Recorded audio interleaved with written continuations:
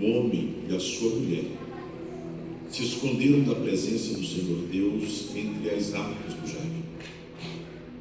E o Senhor Deus chamou o homem e lhe perguntou: onde você está? A Almeida Revista Corrigida traduz o verso 9 dizendo: Adão, onde estás? Você pode, com muito respeito, perguntar a alguém próximo a você assim: onde você está? Amém? Deus abençoe. Podeis tomar os vossos assentos. Deus, por meio de Cristo, seu amado Filho, possa continuar nos abençoando esta noite, como Ele já tem feito até o presente momento, e nós cremos que Ele vai continuar fazendo, porque o Senhor é fiel. A Ele, então, o nosso louvor, a nossa gratidão, pelo privilégio que Ele nos concede de podermos estar aqui, estando aqui, poder adorá-lo na beleza da sua santidade. Bem, quero externar ao Senhor a minha gratidão, porque nós sabemos que é Ele quem faz todas as coisas, por isso, bendito seja Ele para sempre. Quero louvá-lo pela vida do pastor desta igreja. Que a mão de Deus continue estendida, abençoando, dando vitória em todas as frentes de batalha, em nome de Jesus. Nosso louvor pela igreja e o privilégio de poder estar com vocês. Sentimos a glória de Deus na casa. Parece que nós chegamos e entramos na nuvem da glória. A sensação é que, se estendermos a mão, a gente consegue tocar nessa presença. Amém? Gênesis capítulo 3 nos mostra ou nos conta a história de um encontro que não aconteceu. Nós só conseguimos compreender Gênesis 3 retomando o capítulo 1. Gênesis 1 nos revela Deus criando céus, terra e mar. E o modus operandi de Deus é criar pela palavra. Gênesis 1:3 está escrito: disse Deus, haja luz, e houve luz. Gênesis 1:6 está escrito: disse Deus, haja separação entre águas e águas. Gênesis 1:9, a expressão se repete: e disse Deus, ajuntem-se as águas num só montão, e apareça a porção seca. Conforme ele fala, acontece. Salmo 33, versículo 6, está escrito: pela palavra do Senhor foram feitos os céus, e todo o exército deles pelo sopro ou pelo soprar da sua boca. Salmo 33, 9 diz: ele falou, tudo se fez, mandou, tudo apareceu. Enquanto Deus está criando pela palavra, Gênesis 1, versículo 20, 21, 24 e 25, nos mostra Deus criando os seres vivos que existem no mar, na terra e no ar. Gênesis 1, 20, a expressão de Deus é que as águas produzam enxames de seres que povoem as águas e aves que povoem o céu. Parece que alguém pergunta como fazê-lo, e ele diz: cada um conforme sua espécie. Versículos 24 e 25, a ordem agora é a terra, que a terra produza animais selvagens e domésticos, répteis e quadrúpedes. Como produzi-los? Cada um conforme a sua espécie. Assim são criados os seres vivos no céu, na terra e no mar, pelo poder da palavra. Só que em Gênesis 1, 26, o Senhor muda o formato da operação. A operação muda, mas o Senhor é o mesmo. Ele diz: façamos, pois, agora o homem. Parece que a mesma voz pergunta: e como fazê-lo? Conforme uma nova espécie? O Criador diz: não. Este é conforme a nossa imagem e a nossa semelhança. Quando Deus cria o homem à sua imagem e semelhança, Ele está criando o homem como um ser relacional. E um ser relacional é um ser capaz de se relacionar com o Criador no mesmo nível intelectual, emocional e espiritual. Já que os demais seres vivos criados pelo poder da palavra também conseguem se relacionar com o Criador e com o homem de modo instintivo. Só que esse ser não. Sua capacidade vai além. Ele consegue se relacionar com o Deus Criador, no mesmo nível intelectual do Criador, no mesmo nível emocional do Criador e no mesmo nível espiritual do Criador. Por isso, quando as 10 palavras são dadas, que nós chamamos de decálogo ou 10 mandamentos, Jesus traduz as 10 palavras em 2, e ele diz: o primeiro e maior mandamento é: amarás, pois, o Senhor teu Deus com todo o teu entendimento, com toda a tua alma ou sentimentos, com toda a tua força. Observe que o propósito do mandamento era trazer o homem de volta para o projeto original: relacionamento com Deus no mesmo nível intelectual, emocional e espiritual. Gênesis capítulo 2 é a nota de rodapé que Deus dá, explicando Gênesis capítulo 1, 26. Todo leitor da Bíblia, quando chega em Gênesis 1, 26, ele abre um parêntese, coloca o capítulo 2 dentro, depois fechando, retoma a leitura do versículo 27. Gênesis 2, 7 diz: formou, pois, o Senhor Deus o homem do pó da terra, soprou em seus narizes o fôlego de vida e ele se tornou alma vivente. Gênesis 2:8 diz: plantou, pois, o Senhor Deus um jardim no Éden. É importante ressaltar que Éden não é o nome do jardim, é o nome do lugar onde o Senhor plantou o jardim. O que é o Éden, pastor? Ezequiel 28, versículo 13, está escrito: estavas no Éden, jardim de Deus. O Éden é o lugar onde o próprio Deus mora, onde ele reside. A palavra Éden é do hebraico etná, que significa coisa fina, coisa luxuosa.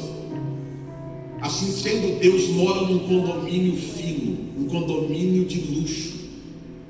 Como Adão é seu filho por criação, já que Deus tem pelo menos 5 tipos de filhos. Deus tem filho por criação, filho por eleição, filho por separação, filho por geração e filhos por adoção. Adão é filho por criação. Como Deus é o seu criador, também é seu pai.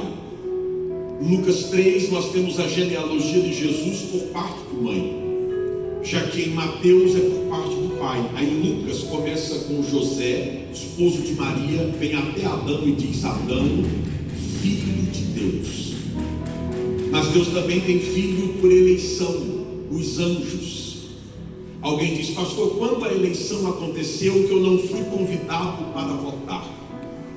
Quando Satanás se rebela, alguns aderem à sua rebelião, mas os que permanecem fiéis ao seu principado são conhecidos agora como anjos eleitos. Jó 1:6 diz: lindo dia, os filhos de Deus adorá-lo. Veio entre eles Satanás, filhos aqui os anjos. Deus tem filho por separação, Israel. Por isso, quando Moisés fala a Faraó, ele representa Deus e ele diz: deixa o meu filho ir. Faraó com ironia pergunta: quem é teu filho para que eu o deixe ir? Moisés diz: Israel é meu filho, pois eu o tenho separado das demais nações. Deus também tem filho por geração, e o filho geracional do pai, a Bíblia chama ele de unigênito Filho de Deus. como Ele não há outro igual. É Jesus o nosso Senhor. Por meio dele, Deus tem filhos adotivos, que somos nós, a igreja. Pastor, eu sou apenas adotado e nós estamos no lucro. Romanos 8,15, Paulo escreveu: vocês não receberam espírito de escravidão para viverem em temor, mas recebestes o espírito de adoção, pelo qual clamamos Abba, Pai. E o mesmo Espírito testifica com o nosso espírito que somos filhos de Deus.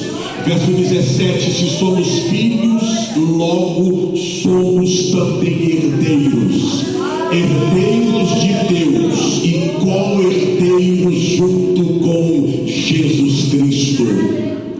Tudo que o filho geracional do Pai herdou, nós herdamos junto com ele. Como Adão é filho, o que o pai faz? Ele faz um puxadinho no condomínio onde ele mora. Ele diz para Adão: você é meu filho, você vai morar no condomínio onde eu moro. Gênesis 2,15 está escrito: tomou, pois, o Senhor Deus o homem e o colocou no jardim para cultivá-lo e guardá-lo. Aqui Adão é perfeito. Eclesiastes 7,29, Salomão escreveu dizendo: tão somente isto achei, que Deus fez um homem perfeito. Ele se meteu em confusões, mas foi criado perfeito. Perfeito, ele habita em um lar perfeito, tem uma família perfeita e desfruta de um relacionamento perfeito com o Pai.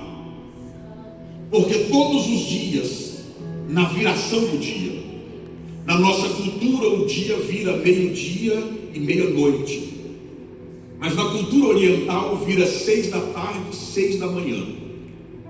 Sempre que o dia virava, o Pai vinha, entrava no jardim, e no jardim ele ia para um lugar encontrar-se com o filho. Era o lugar do encontro. O Salmo 91 chama este lugar de esconderijo do Altíssimo. Davi chama ele de pavilhão secreto da tua presença. Jesus, o Filho geracional, chama de quarto com porta fechada. E aqui o Pai e o Filho encontravam-se diariamente, todo dia, à tarde e pela manhã. O Pai vinha e se encontrava com o Filho. Enquanto Adão mantém os encontros diários, a vida de Deus está nele. João capítulo 1, versículo 4, está escrito: a vida estava nele, e a vida é a luz dos homens. A cada encontro, a vida de Deus dentro de Adão é nutrida pelo encontro, é alimentada pelo encontro. Enquanto Adão mantém os encontros diários, ele é produtivo em todos os âmbitos da sua vida. Quem nos explica isso é Jesus. João 15, versículo 4, ele disse: estai em mim e eu em vós. Por que Jesus? Ele diz: como o ramo não pode dar fruto de si mesmo se não estiver conectado na videira, assim sois vós sem mim. No versículo 5 ele disse: eu sou a videira, vocês os ramos. Todo ramo conectado em mim e eu nele dá fruto. Agora, sem mim nada podeis fazer. Enquanto Adão mantém os encontros, ele tem a vida de Deus nele e ele tem produtividade em todas as áreas da vida. Os encontros precisavam ser mantidos. Só que no texto que nós lemos, quem faltou ao encontro não foi o pai, foi o filho. Quando o pai chega no lugar do encontro, que o filho não está, ele diz: Adão, onde você está?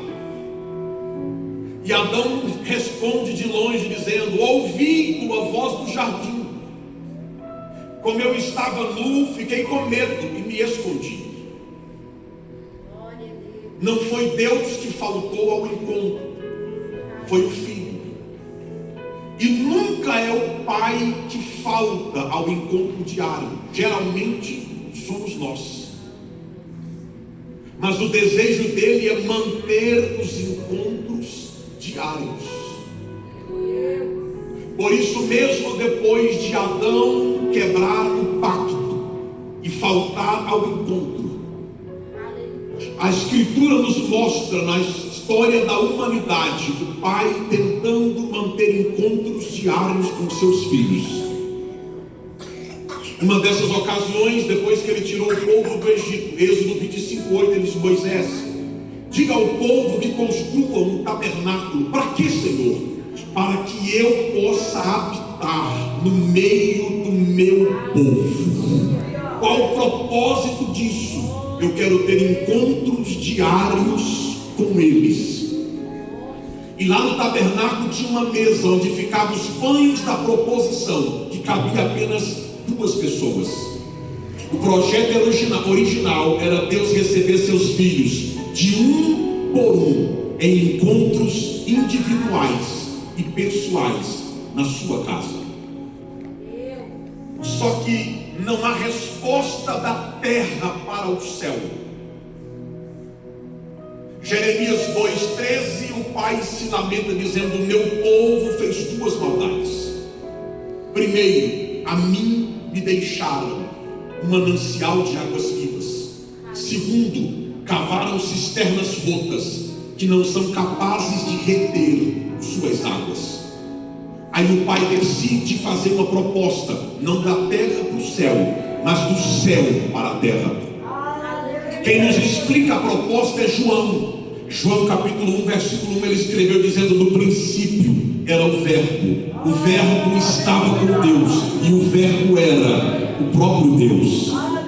No verso 14 ele nos surpreende dizendo: e o verbo divino e criador, porque o versículo 3 diz: tudo foi feito por meio dele, e sem ele nada do que foi feito se fez.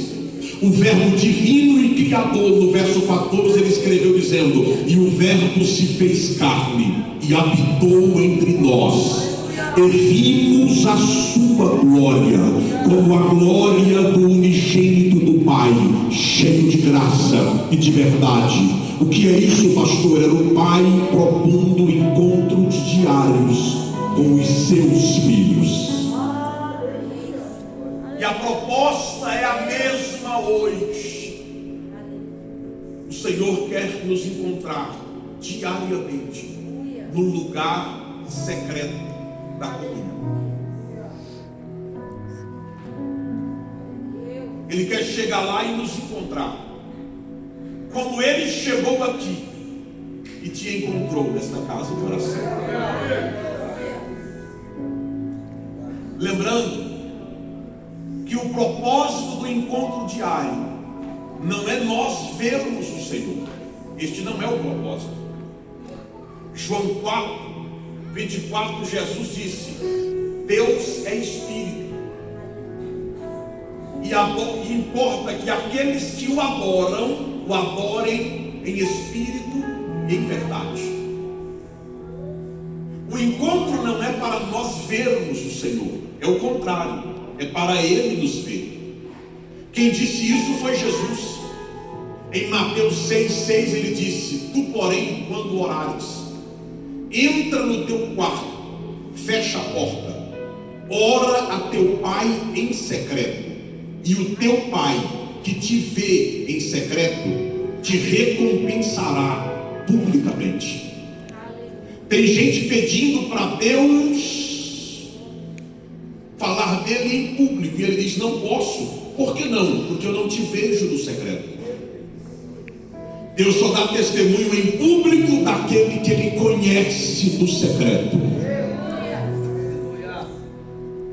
Ele quer ter encontros diários. Eu tenho um horário de encontro na quarta vigília da noite. E às vezes eu chego de trabalhos como estes, em vigílias, e quando o despertador toca, eu vou descendo da cama. Um dia desse nós chegamos, quando terminamos de ajeitar a cama, que nos acomodamos. O despertador tocou e eu fui descendo. A minha esposa segurou-me pelo braço e disse: amor, esse sábado foi tão corrido. Viemos de uma vigília, estávamos na presença dele. Será que não tem como você descansar só hoje? Eu entendi a preocupação dela. Trisquei no braço de volta e disse: fica tranquila. É só para quando o pai chegar no lugar do encontro, ele me encontrar lá. Porque tem dia que você desce da cama, você só trocou o lugar onde você estava dormindo. Você está tão cansado que você desce da cama e vai dormir sobre os joelhos em outro lugar. Tem gente que diz: pastor, isso para mim não adianta nada. Eu entendo isso. Só que o salmista escreveu dizendo: como um pai se compadece de seus filhos, assim o Senhor se compadece daqueles que o temem, pois Ele conhece a nossa estrutura e sabe que somos pó. Ninguém conhece a nossa estrutura melhor do que o nosso Pai. E ademais, qual é o filho que em uma família funcional nunca dormiu no colo do próprio pai? Porque quando ele chega no lugar do encontro, ainda que ele te encontre dormindo, ele vai passar a mão na sua cabeça e vai dizer: você não faltou ao nosso encontro, você veio. O céu está clamando por encontros com os seus filhos. Diga para alguém aí próximo a você: o céu está nos convidando para encontros diários. Tem a nossa irmã que está cantando um hino que está, se você puxar, está na boca da galera.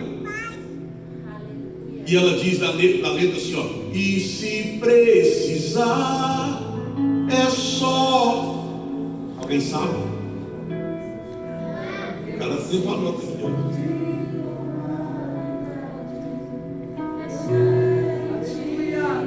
Que ele é.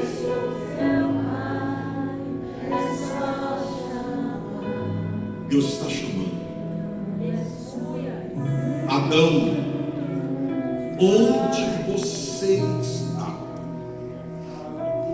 Não é o pai que falta ao encontro, somos nós. Mas o céu está à nossa procura esta noite. O Pai está à nossa captura esta noite, dizendo: onde você está? Eu estou te aguardando no lugar secreto da comunhão. Pastor, se eu aceitar a proposta do céu e não faltar a um encontro sequer, ainda que eu vá apenas dormir no lugar do encontro, o que isso pode gerar na minha vida? Lembrando que o propósito original não é este, mas isso nos estimula. O propósito original é o prazer de estar na presença do Pai, para conversar com Ele. Mas se isso for mantido e não houver interrupção, isso vai gerar algumas coisas.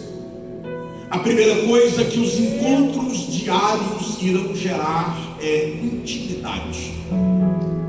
Apocalipse 3:20, Jesus diz: eis que estou à porta e bato. Se alguém ouvir a minha voz, abrir a porta, entrarei em sua casa, cearei com ele e ele comigo. Aqui em Apocalipse 3:20 é uma carta que Jesus mandou ao anjo da igreja em Laodiceia. Em Apocalipse 1:20, o próprio Jesus explicou para João, dizendo: eu ando no meio da igreja e os pastores da igreja estão na minha mão. A igreja é dele e o obreiro é dele. Só que ele diz para aquele pastor e para aquela igreja: eu estou na porta batendo. Por quê, pastor? Porque lá em Laodiceia Jesus não tinha intimidade. Quando você não é íntimo, o limite é o portão. Você bate, espera ser atendido. Se for convidado, você entra. Lá em Gênesis 3:8, o pai é íntimo do filho, porque ele chega no jardim, ele não bate na porta, ele entra, a ponto de Adão ouvir o falar e o caminhar do pai dentro do jardim. Ele foi direto para o lugar do encontro. Chegando lá, não encontra Adão, ele diz: Adão, cadê você, rapaz? E o Adão grita de lá: ouvi tua voz no jardim. Não é todo mundo e também não é em todo lugar, mas algumas pessoas têm um nível de intimidade que em alguns lugares eles chegam, abrem a porta e entram a casa dentro. E alguns são tão íntimos que eles vão direto na geladeira, abrem, dá uma olhada, passa no fogão, destampa as panelas para ver o que tem, passa na panela da carne, tira um pedaço e sai comendo. Gente, o tempero hoje está top 10. Não é todo mundo e nem em todo lugar, mas algumas pessoas têm esse nível de intimidade. No Salmo 139, o salmista está tratando desse tema. No versículo 1 ele escreveu dizendo: Senhor, tu me sondas e me conheces. No versículo 2 ele diz: tu conheces o meu deitar e o meu levantar, de longe entende os meus pensamentos. No versículo 3 ele diz: tu me cerca por diante e por detrás. No versículo 4 ele escreveu: antes que a palavra chegue na minha boca, tu já sabe o que eu vou falar. O que é isso? Intimidade. Quem é íntimo, um franzir de testa, um balançar de cabeça, o outro fala: o que foi? O que está acontecendo? Até as expressões ele já conhece. Jesus escolheu 12 discípulos. Dos 12, 3 se tornaram um círculo íntimo: Pedro, Tiago e João. Virou música na escola bíblica dominical: Pedro, Tiago e João no barquinho no mar da Galileia. Pastor, esse aí eu não gosto. Metal 9 dizia: Pedro, Tiago e João no barquinho. Parece até que não tinha os outros 9. Por quê? Jesus chega na casa de Jairo, diz: a menina não está morta, está dormindo. Todo mundo começa a rir. Ele coloca todo mundo para fora. Vai entrando Pedro, Tiago e João, comigo os 3. Eles entram com Jesus e vê Jesus ressuscitando a menina. No Monte da Transfiguração ele deixa os 9 no pé do monte e diz: dirige um culto de vitória. Pedro, Tiago e João comigo lá. Enquanto ele ora, ele se transfigura. Pedro, Tiago e João estão vendo. Na hora mais difícil da sua história, lá no Getsemane, Pedro, Tiago e João, os 3 comigo. Eu sei, vocês vão sair daqui para dormir no colo do Pai, mas ainda assim eu quero vocês 3 comigo.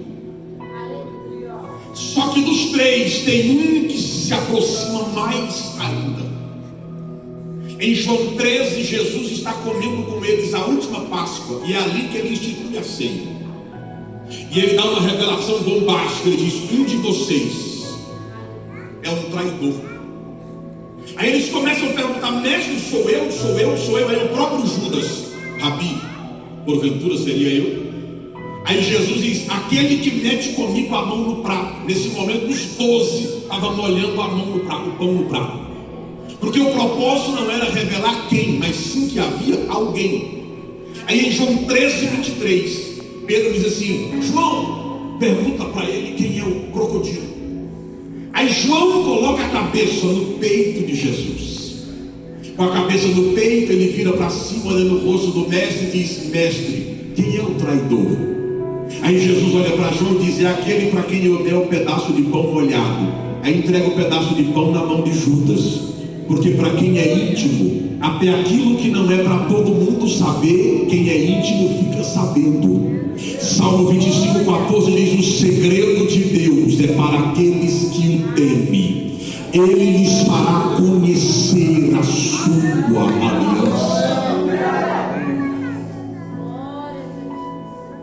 Com a cabeça no peito, João consegue ouvir as batidas do coração do mestre. Quando você ouve o coração e as suas batidas, você sabe o que alegra o coração. Mas você também conhece aquilo que causa tristeza ao coração. João conhecia as batidas do coração de Jesus.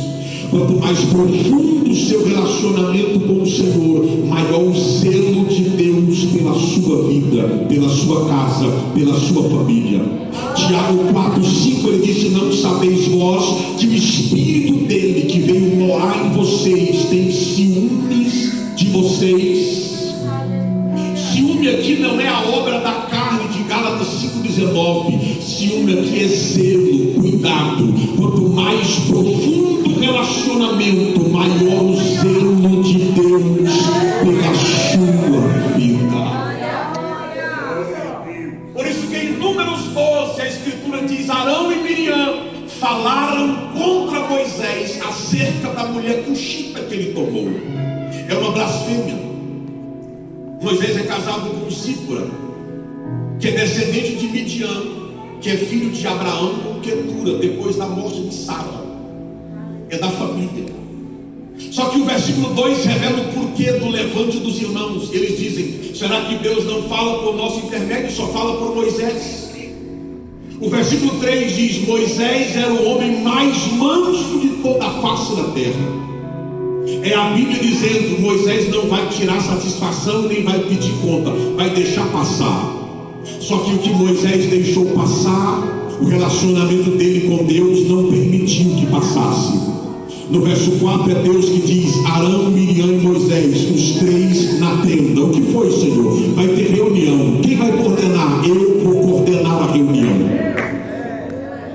Aí no versículo 6 Deus diz assim: se entre vocês houver um profeta, eu, o Senhor, me manifesto ao tal por meio de sonhos e visões.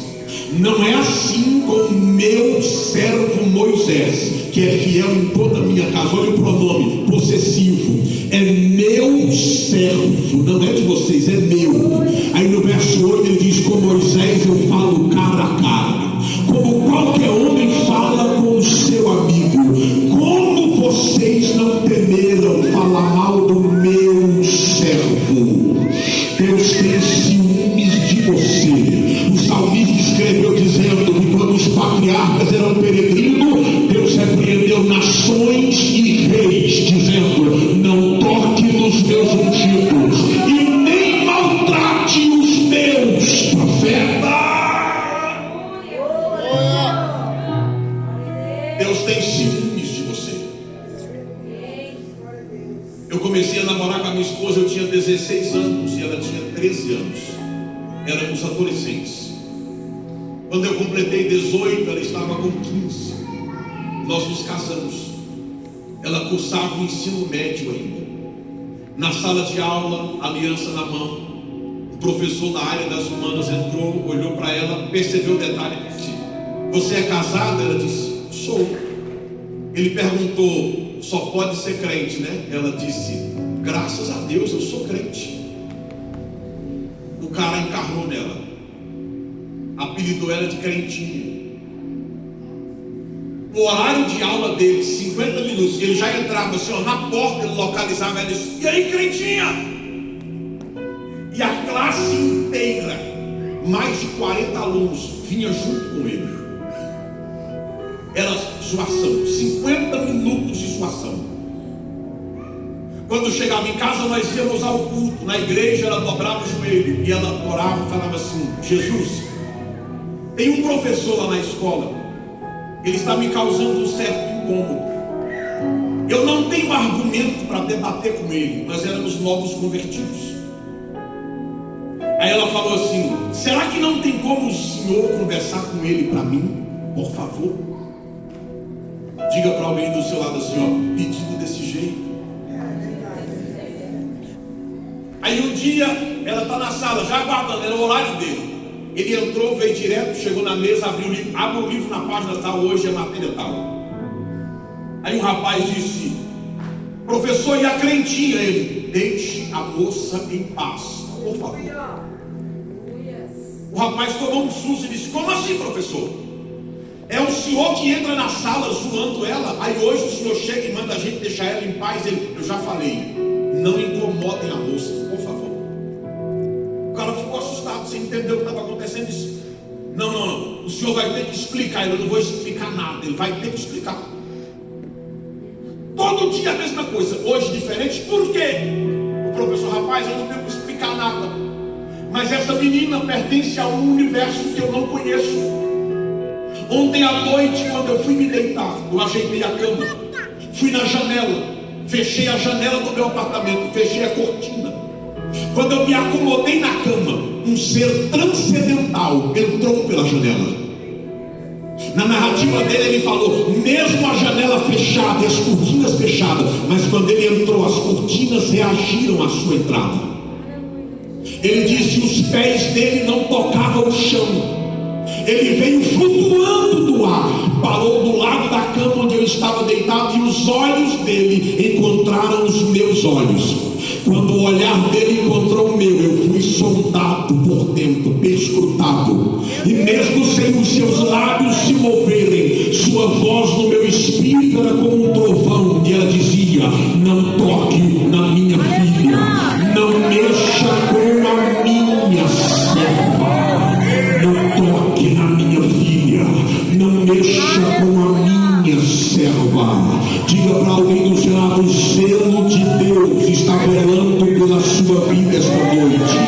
O selo de Deus permeia sobre a sua casa, sobre a sua família, sobre o seu ministério. Eu estou sentindo a presença da glória.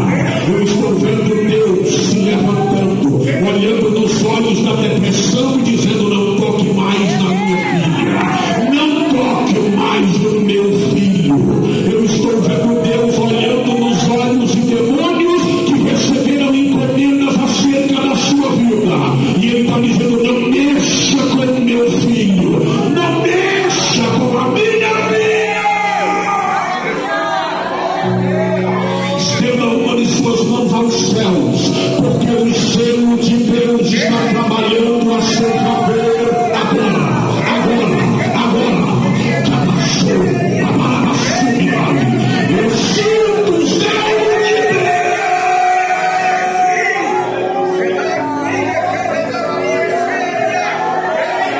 Seja profeta e abençoe alguém, toque no ombro dele, dele diz o selo de Deus está se movendo a seu favor, agora.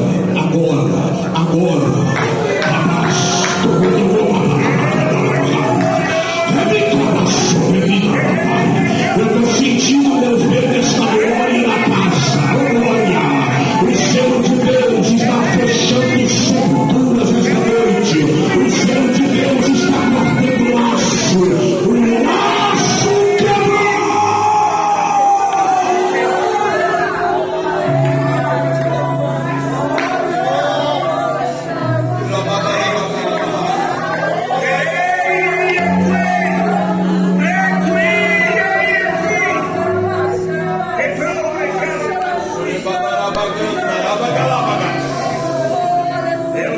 O selo de Deus visita o ambiente onde você trabalha. Fique tranquilo, essa perseguição cessa hoje. Essa perseguição para hoje. Porque o Senhor está indo tirar satisfação com alguém. É por isso que o crente não pede satisfação, não vai atrás de alguém pedir uma nota explicativa. Por que não, pastor? Porque o selo de Deus está cuidando da sua vida. O selo de Deus está cuidando da sua casa. O selo de Deus!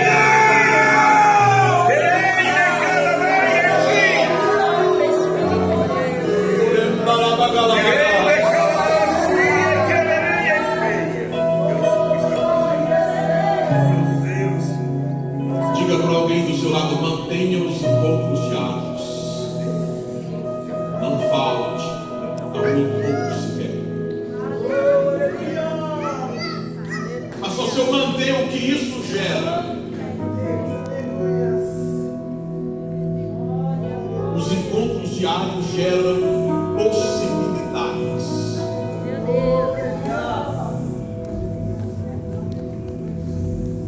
Porque todo encontro diário que você tem com Deus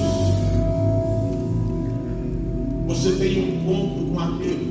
Em Apocalipse 3,7 diz assim: isto diz a testemunha fiel e verdadeira: eu tenho as chaves de Davi. Eu abro, ninguém fecha. Eu fecho, ninguém abre. 1 Samuel 2,6 diz: ele tira a vida, torna a dar, faz descer a sepultura e torna a subir nela. Ele empobrece, ele enriquece. Ele humilha, ele exalta. Ele levanta o pobre do pó e do monturo ergue o necessitado. Faz ele se assentar entre príncipes, e assentado entre príncipes, faz ele herdar tronos de glória. Daniel se rende a esse poder.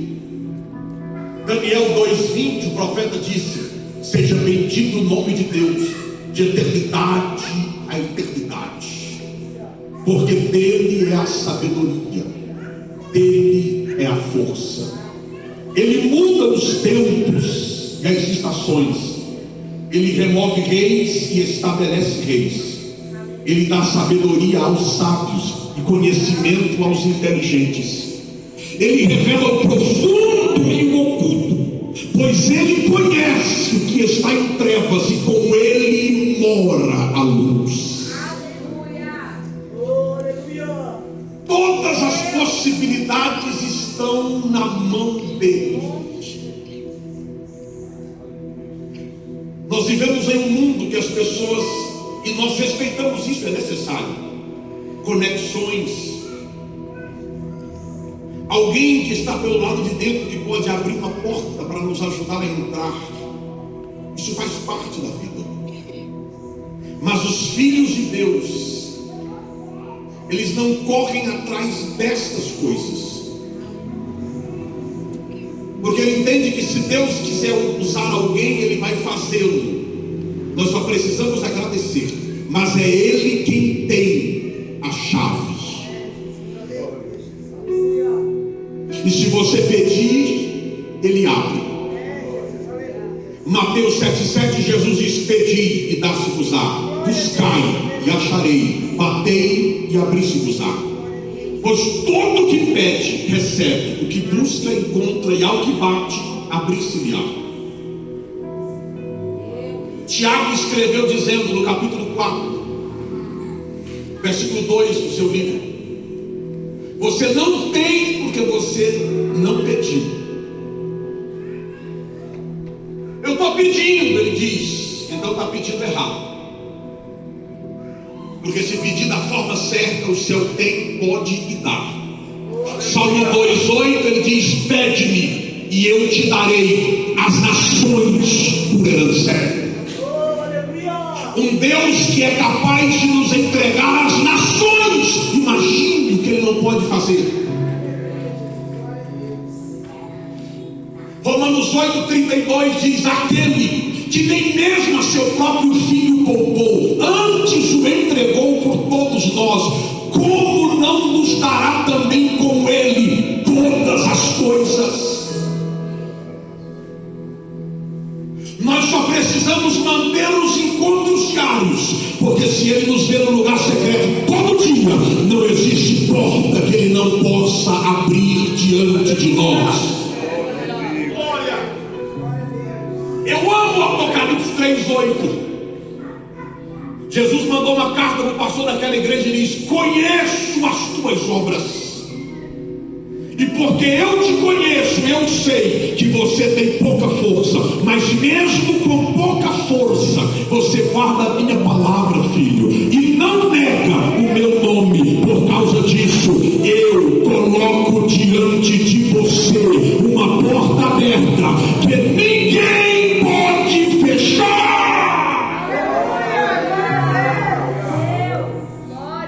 Diga para alguém do seu lado: tudo que você precisa está contido nele. Permaneça na presença dele. Jesus resume isso. Mateus 6,33: buscai Primeiro, o reino de Deus e a sua justiça, e as demais coisas serão acrescentadas. Todas as possibilidades estão à nossa disposição. Mantenha os encontros diários. Se coloque de pé em nome de Jesus. Diga para alguém do seu lado assim: o que você precisa, o Pai tem. O que você precisar, o Pai tem. É só manter os encontros diários. Na nossa limitação humana, às vezes o filho quer algo e nós, como pais, não conseguimos suprir. Os recursos são limitados.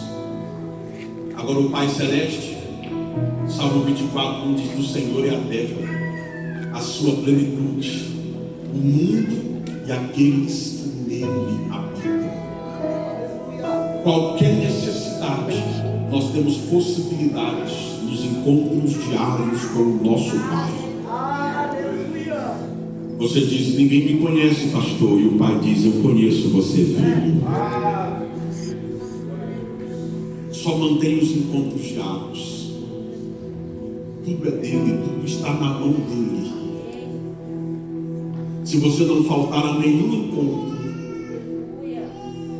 em um dia desses, você sai do encontro levando algo que você nem imaginava, porque o Pai é bom. Diga para alguém: mantenha o encontro. Esta noite é a noite da sua possibilidade. Os céus estão abertos sobre esta casa. É o dia da possibilidade de Deus na sua vida. O seu Pai tem, o seu Pai pode, o seu Pai faz. E eu recebo a autoridade dele para dizer: pede o que você quiser esta noite. Só porque você veio, você vai ter a oportunidade de pedir. Faça como Salomão, saiba pedir nesta noite. Eu estou sentindo a presença da glória. Ela está se movendo na casa. E enquanto ela se move, tem milagres acontecendo neste recinto. Arabadando o Pai. Relicabaçomedo que vai achei. Que laço o Pai. Relicabaçomedo.